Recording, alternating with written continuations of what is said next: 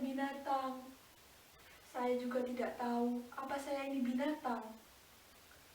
4 dinding ini, hanya satu jendela berjeruji besi jauh di atas sana.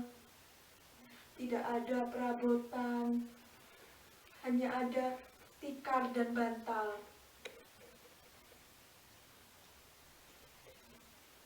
Tidak ada selimut. Saya tahu tidak mungkin saya bisa lolos dari penjara ini jika tidak ada yang sudi menolong saya.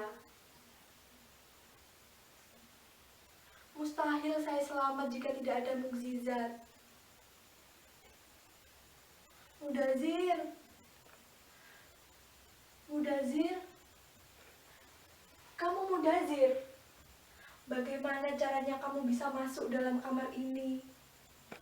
Mudazir, Mudazir, kenapa kamu tak kenal saya lagi? Saya ini Atikah, istrimu. Dulu kamu mengantar saya ke Jakarta, lalu kita berpisah di Bandara Soekarno-Hatta Cengkareng. Tapi setahun lebih kita saling berkirim surat. Setelah musibah itu datang, surat-suratmu juga tidak ikut datang. Jangan pergi, Mudazir. Jangan tinggalkan saya.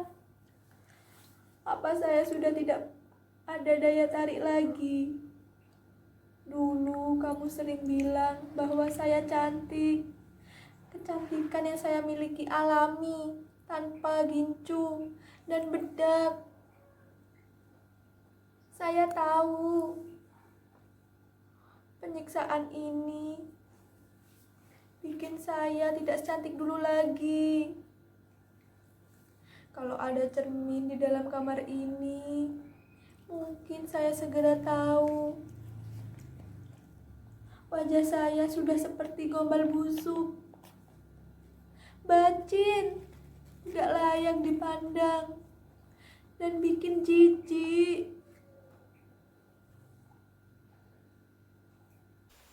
Kalau memang benar kamu ada di sini, tolong saya, keluarkan saya dari sekapan ini. Lalu kita pulang kampung bersama.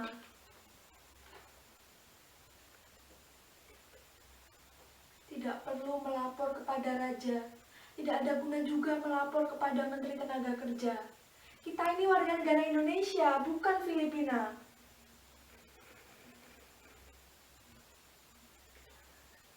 Bila mana uang kita banyak, maka akan diperas habis sampai tulang sumsum.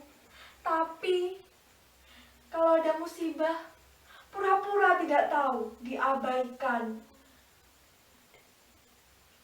Mudazir, itu kenyataan.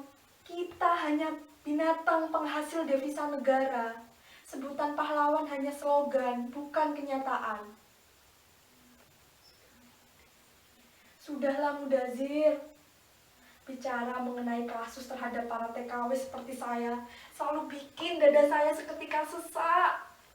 Mengapa? Karena mereka malas menanganinya. Tak ada uang komisi yang berlebih dalam menangani setiap kasus yang menimpa para TKW.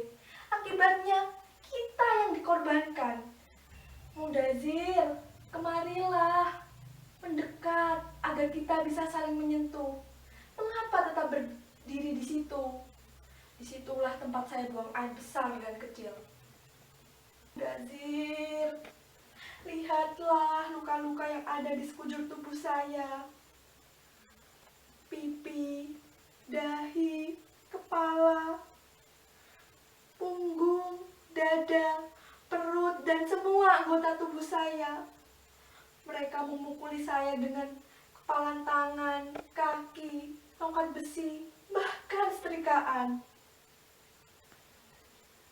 Saya berteriak, menangis, bertanya, apa salah saya? Apa salah saya? Teriak saya. Kamu Indon, bangsat, bajingan, tidak tahu diri. Hanya teriakan itu yang mereka lontarkan. Saya dengar betul. Teriakan itu mereka lontarkan berkali-kali. Demi Tuhan, saya sama sekali tidak mencuri. Saya bukan maling.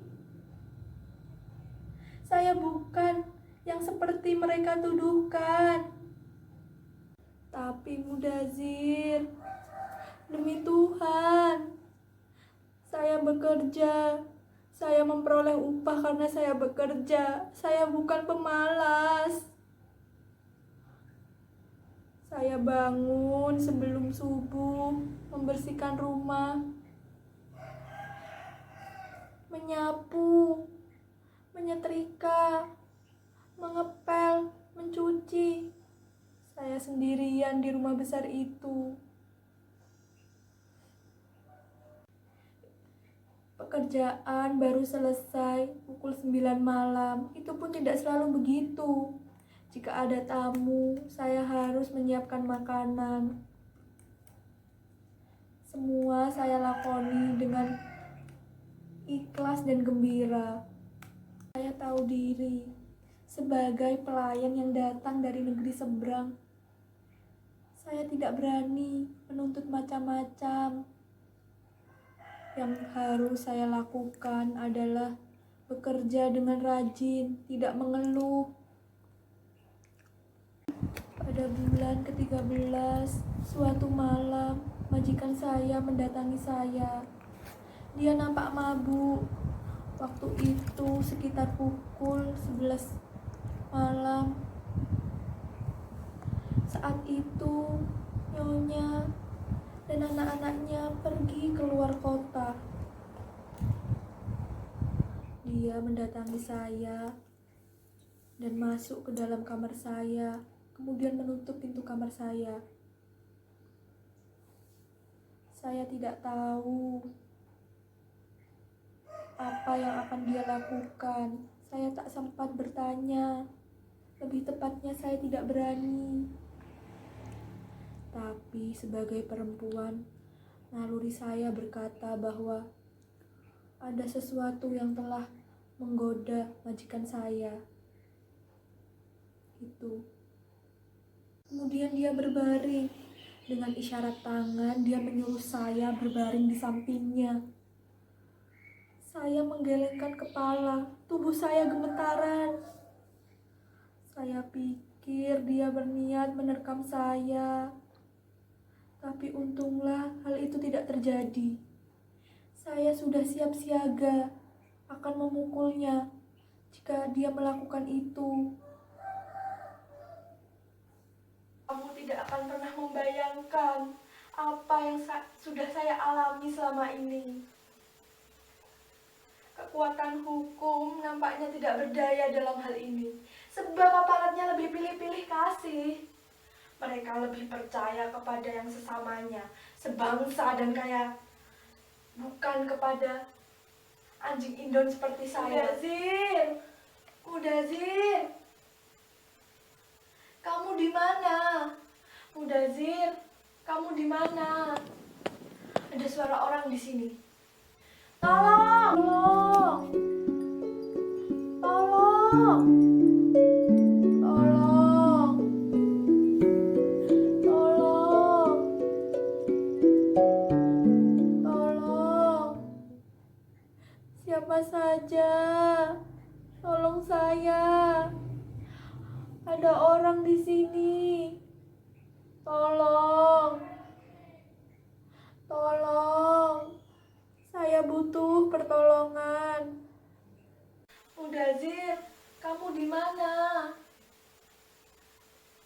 Mana mungkin saya bisa bertahan? Saya sudah habis. Jangan tinggalkan saya, Mudazir. Kalau memang saya harus mati, saya rela. Tapi saya wajib menceritakan dulu semua peristiwa yang telah saya alami. Ya, yang salah harus dihukum. Saya dianiaya tanpa sebab, tanpa kejelasan. Adilkah itu? Tapi terus terang saja, saya lelah meminta tolong. Sudah berapa ratus kali saya meminta tolong. Tak ada satupun yang mau menolong saya. sehari 2 hari itu bisa dimaklumi. Tapi kalau sebulan, seharusnya masyarakat curiga akan hal itu. Bisa jadi itu pembunuhan. Apa yang saya alami bukan pembunuhan biasa, tapi pembunuhan mental. Kita seringkali dianggap sebagai binatang, tidak punya wibawa. Mengapa? Agar rasa percaya diri kita hilang dan kita dijadikan sebagai bangsa pelayan, bangsa pembantu rumah tangga. Sudah tidak ada lagi, sudah tidak ada lagi, sudah tidak ada lagi seorang mudazir. Kita harus berjuang, tapi hanya saya sendiri. Sudah tidak ada lagi kebanggaan karena kita jauh, hidup miskin, dan meminta pada negeri jiran yang kaya raya itu. Kita berkali-kali dilecehkan tanpa satu pembelaan diri.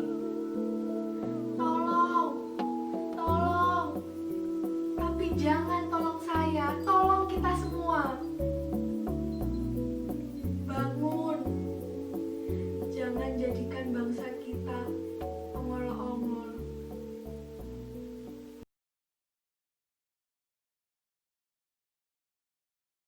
Aku akan pergi.